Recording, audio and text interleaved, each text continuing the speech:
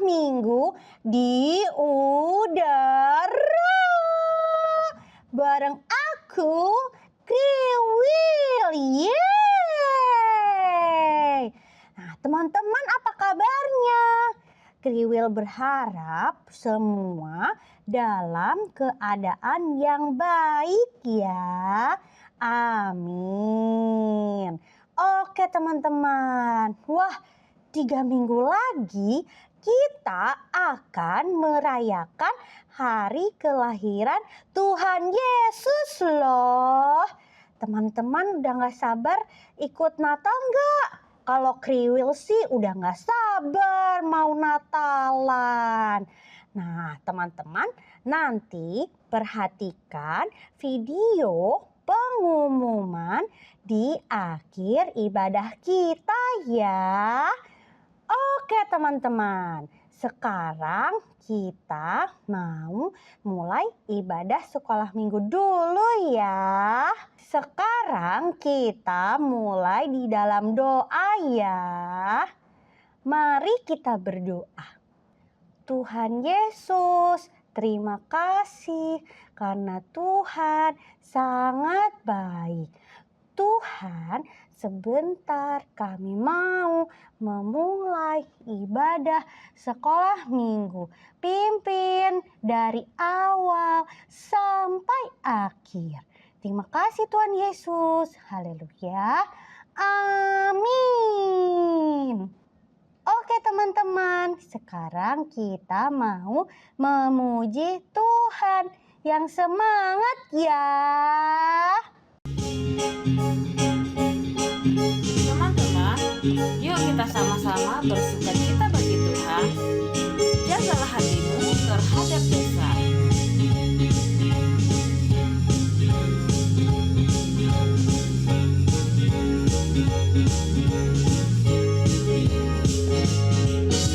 Jagalah hatimu terhadap dosa. Takutlah akan Tuhan senantiasa. Jagalah hatimu terhadap dosa. Takutlah akan Tuhan senantiasa. Masa depan sungguh ada dan harapanmu takkan hilang. Dia pegang tanganmu agar kau terus maju, maju, maju. Masa depan sungguh ada dan harapanmu takkan hilang. Biar hidupmu buat Yesus tersenyum. Masa depan sungguh ada dan harapanmu takkan hilang. Dia pegang tanganmu agar kau terus maju, maju, maju. Masa depan sungguh ada dan harapanmu takkan hilang. Biar hidupmu buat Yesus tersenyum. Puji Tuhan. Teman-teman, mari kita undang Tuhan Yesus masuk dalam hati kita. Yesus ku panggil, Yesus ku undang, masuk dalam hatiku. Yesus ku panggil, Yesus ku undang, masuk dalam hatiku. Memimpin, menuntun setiap langkah hidupku. Sucikan, kuduskan semua dosaku. Memimpin, menuntun setiap langkah hidupku. Sucikan, kuduskan semua dosaku. Puji Tuhan. Shalom teman-teman, jagoan-jagoannya Tuhan Yesus. Apa kabar semua teman-teman? Senang sekali kita bisa berjumpa kembali dalam ibadah sekolah minggu di udara. Dan saat ini adalah saat di mana kita mau siapkan hati kita mau dengar firman Tuhan. Oke teman-teman, sudah siap semuanya? Yuk kita berdoa. Bapa di dalam surga, terima kasih untuk waktu ini Tuhan. Kami mau dengar firman Tuhan. Tuhan tolong setiap kami, pimpin setiap kami, berikan hati ya Bapa dan telinga seorang murid untuk kami bisa sungguh-sungguh Tuhan mendengarkan kebenaran firman Tuhan dan kami siap melakukan kebenaran firman Tuhan dalam hidup kami setiap harinya. Di dalam nama Tuhan Yesus kami berdoa dan mengucap syukur. Haleluya. Amin. Amin. Puji nama Tuhan. Oke teman-teman, minggu ini kita masih akan mendengar tentang nubuatan kelahiran Tuhan Yesus ya, yang diucapkan oleh Allah sendiri dan juga oleh para nabi di dalam perjanjian yang lama.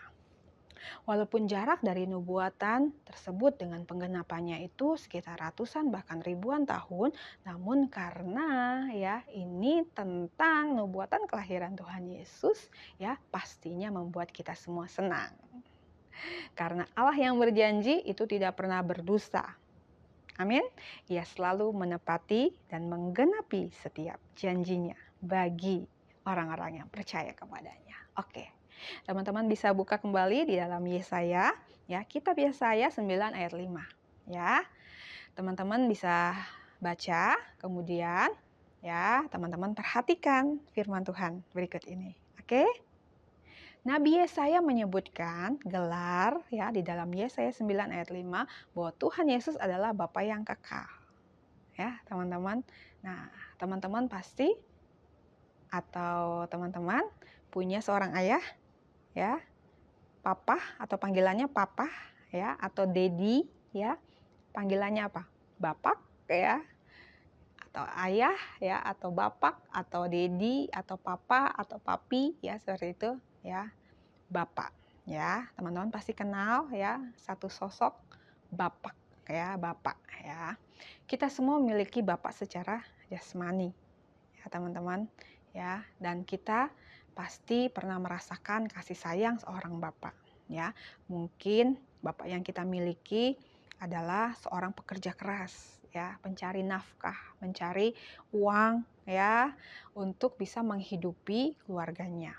Dia harus bekerja dari pagi sampai malam ya, kadang-kadang mungkin karena kesibukannya tidak bisa lama-lama bertemu dengan keluarganya, tidak bisa bermain bersama dengan keluarganya, dengan anak-anaknya ya, seperti itu ya. Tidak memiliki waktu untuk bercanda, mengobrol dengan anak-anaknya ya, karena dia harus bekerja keras untuk menghidupi keluarganya.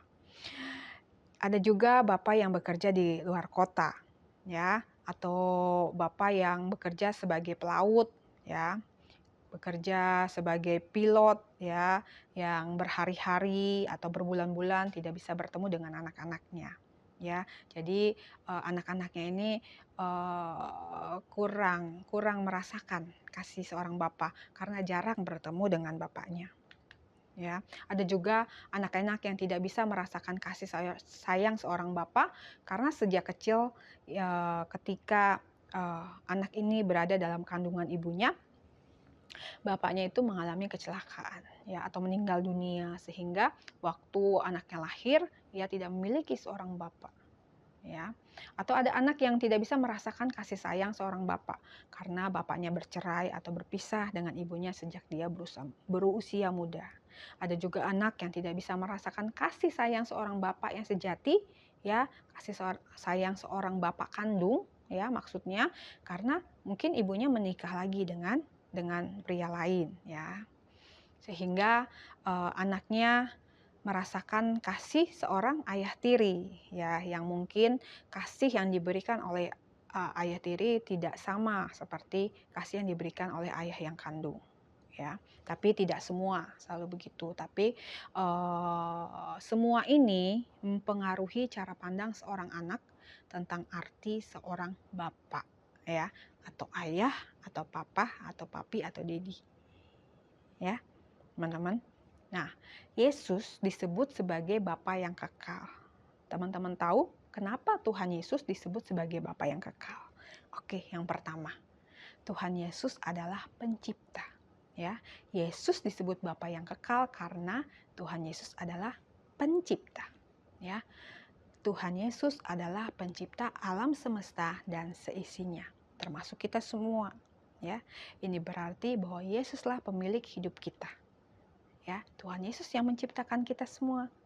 Ya, kita ada, bukan tiba-tiba langsung ada, pasti ada sosok yang menciptakan kita sehingga kita bisa ada di dunia ini, dan itu adalah Tuhan Yesus. Dia adalah pencipta kita, pemilik hidup kita. Nah, yang kedua, pelindung dan penyedia abadi. Ya, Tuhan Yesus itu bertindak sebagai pelindung kita, ya, penolong kita, penyedia buat kita. Ya, dan peran ini tidak bisa dibatasi oleh usia atau kematian karena Dia memerintah untuk selama-lamanya.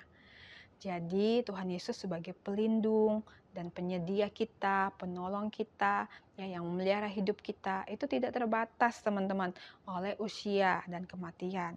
Karena Tuhan Yesus adalah kekal adanya. Dia selalu ada bersama-sama dengan kita, Dia menjadi pelindung kita, selalu ada bersama dengan kita, selalu menyediakan apa yang kita butuhkan dengan tidak terbatas. Ya. Yang ketiga, sumber kehidupan kekal, teman-teman. Jadi Tuhan Yesus adalah sumber kehidupan kekal bagi orang-orang yang percaya kepadanya. Ya. Tuhan Yesus yang sanggup untuk memberikan hidup yang kekal bagi orang-orang yang percaya kepadanya. Yohanes 3 ayat 16, ya. Nah, Tuhan Yesus adalah Bapa yang setia. Ya, Ia tidak pernah meninggalkan kita, teman-teman. Ya, tidak seperti orang tua jasmani kita yang terbatas oleh kematian.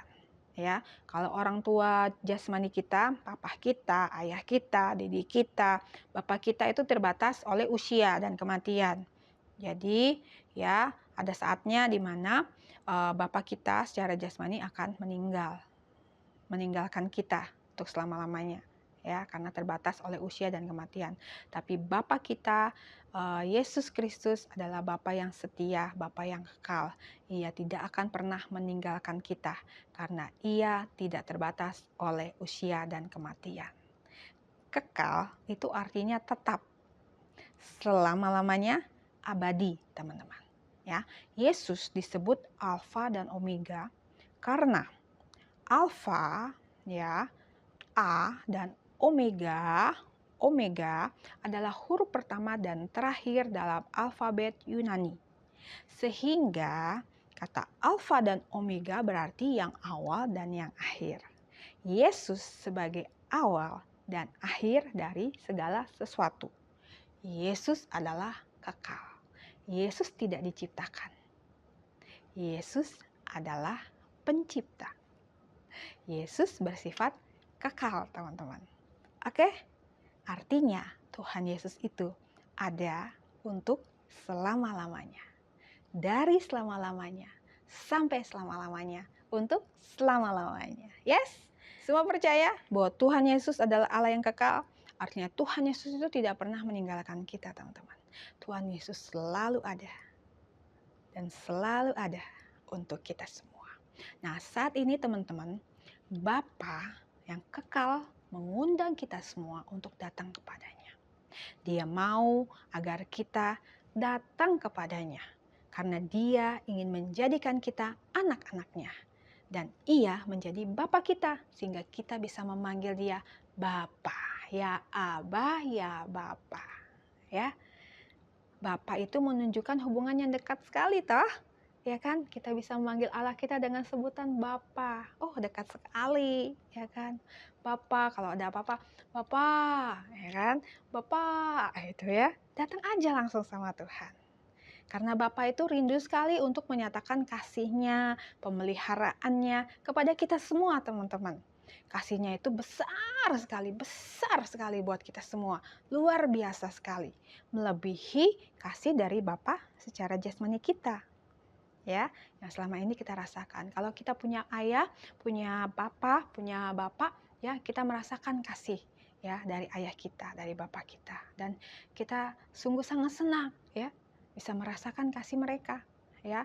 Nah, Bapa kita di surga ya, kasihnya itu lebih besar lagi dari Bapa jasmani kita. Ya, mungkin adik-adik waktu di sekolah Ya, kan papahnya nggak selalu ikut sama adik-adik dong, selalu misalnya sekolah ditungguin gitu kan, mau pergi ke toilet ditungguin gitu kan, mau makan ditungguin, semua ditungguin, maksudnya papanya selalu sama kalian kan enggak kan? Ya kan? Pasti ada saat, ada waktu di mana kalian mungkin sendiri ya, papanya tidak ikut ya, atau di rumah, atau jauh dari kalian. Nah, mungkin bapak kita secara duniawi tidak bisa menyertai kita selalu, teman-teman. Dan bapak jasmani kita juga tidak bisa menolong kita selalu, ya. Mungkin pada saat kita menghadapi masalah, ya, keperluan seperti itu, mungkin tidak selalu bisa langsung menolong kita. Sebaliknya, bapak kita di surga sanggup menyertai dan menolong kita di sekolah maupun di mana saja kita berada. Karena dia adalah bapak yang sangat baik. Dan dia mengetahui semua apa yang kita perlukan. Dan siap menolong kita, memberikan kepada kita apa yang menjadi keperluan kita. Lukas 11 ayat 11 sampai 13 mengatakan begini, teman-teman. Bapa manakah ya yang diantara kamu jika anaknya minta ikan, ya, akan memberikan ular kepadanya? Apakah ada seorang bapak yang anaknya minta ikan nih, Pak, minta makan, Pak, tapi dikasihnya apa? Ular. Ular hidup maksudnya ya. Ada? Nggak ada, teman-teman ya. Atau jika ia minta telur, akan memberikan kepadanya kalajengking? Wah, nggak ada ya. Jadi, jika kamu yang jahat tahu memberi pemberian yang baik kepada anak-anakmu, apalagi Bapamu yang di surga, yang sangat baik, maka dia akan memberikan Roh Kudus kepada mereka yang meminta kepadanya. Ya, kalau Bapa jasmani kita aja yang jahat, ya, bisa memberikan yang baik buat anak-anaknya, ya, apalagi Bapa kita di surga, teman-teman. Dia pasti menyediakan yang terbaik buat kita anak-anaknya yang sungguh-sungguh percaya kepadanya. Oke, ya. Nah, Bapa kita yang kekal itu sedang menunggu kita, ya, dengan tangannya yang terbuka untuk menyambut kedatangan kita. Sekarang Kak Vita mau tantang teman-teman semua, siapa yang mau datang kepada Bapa yang kekal itu? Mau? Semuanya mau? Ya. Tangan Bapa yang baik ini, yang kekal, sudah terbuka buat teman-teman semua. Mari datang kepada Bapa yang kekal, ya. Bapa yang kekal sangat sayang dan sangat senang jika teman-teman mau datang kepadanya, berserah kepada Bapa yang kekal. Oke? Karena Bapa yang kekal tidak akan pernah meninggalkan kita, dia akan selalu ada bersama dengan kita. Karena dia adalah Bapa yang kekal. Puji nama Tuhan. Oke, ayat hafalan kita minggu ini, ya, masih di Yesaya 9 ayat 5 bagian C sekarang, ya. Namanya disebutkan orang apa? Penasehat ajaib, Allah yang perkasa, Bapa yang kekal. Oke, sampai situ ya teman-teman. Jadi namanya disebutkan orang penasehat ajaib, Allah yang perkasa, Bapa yang kekal. Oke, hafal ya di rumah. Kemudian teman-teman bisa kirimkan videonya kalau sudah hafal. Ditunggu loh. Oke. Nah, ibadah kita sampai di sini. Kita akan ketemu lagi minggu depan. Yuk kita berdoa.